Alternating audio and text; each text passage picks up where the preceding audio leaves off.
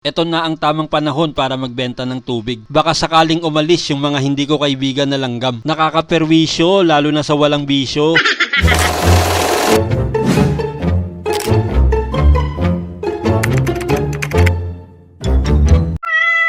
Ay parang timang. Kailangan ko magdagdag ng pagkakakitaan. Grabe, sobrang mahal ng mga bilihin ngayon. Parang hindi na nagbibiro yung tadhana. Parang wala na yung kasabihan na ganun. Parang kada pagsubok, seryosong laban ng buhay.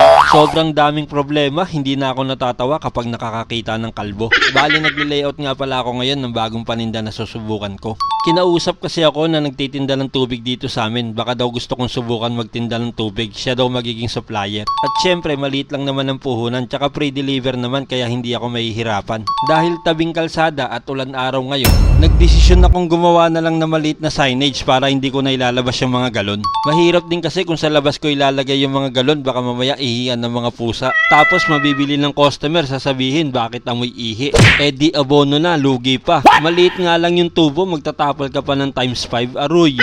Bali this time hindi muna ako magpapa-cash on delivery. Meet up lang muna dito sa tindahan. 30 pesos na lang yan kada isang galon. Tsaka magdadala kayo ng sarili nyong galon ha, hindi baso-baso. Baka mamaya bibili kayo ng isang galon tapos dadaan-daanan nyo na lang dito kada baso, kada daan nyo isang baso. May mga tao pa namang madali kausap pero mahirap makaintindi. Yung tipong kada sabihin mo oo lang ng oo. Ayon sa survey, ang taong malayo ang tingin at oo ng oo, walang naiintindihan.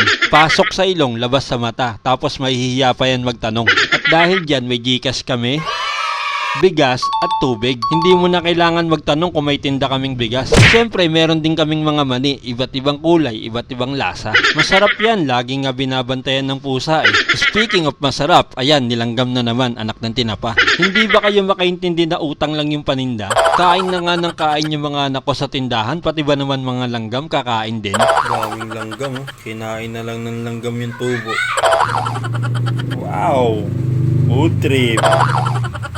Ang sarap pa naman ng dilis na yan. Marami pa namang nabili sa akin yan. May bumili nga sa akin yan, inuulam daw niya. Tsaka itong peanut na mani, palagi ring nilalanggam sa akin to eh. Matamis kasi to, tsaka lasang-lasa mo yung mani. Tapos peanut flavor pa. Pero sa totoo lang, wala namang lugi dyan. Pinapautang yan dito ng mga nag-iikot. Tapos pag may mga kinain ng langgam na butas o kaya kumunat, pwede mo sa kanilang isole. Papalitan nila ng bago, sila nang bahala dun. Kaya yung tubo mo, safe na dyan. I-display mo na lang siya sa tindahan mo. Sa ngayon, kapag nagtindahan ka, ang daming nagpapautang sa'yo. Biskwit, mani, sigarilyo, bigas, mga i-offer sa'yo. Tinda now, pay later. Meron pa nga hopya, tinigilan ko kasi mas madami pang nilalanggam kesa nabibenta ko. Siyempre, naawa na rin ako sa ahente. Kada kuha niya, maraming langgam. Eh, ako tinatakpan ko naman, kaso nilalanggam pa rin. Favorite nila yun. Ang maganda sa ganito, kapag wala pa sila, nagagamit mo muna yung pera nila, pinapaikot mo sa tindahan. Kaso minsan sa akin, nagagamit ko talaga sa dami ng bayarin.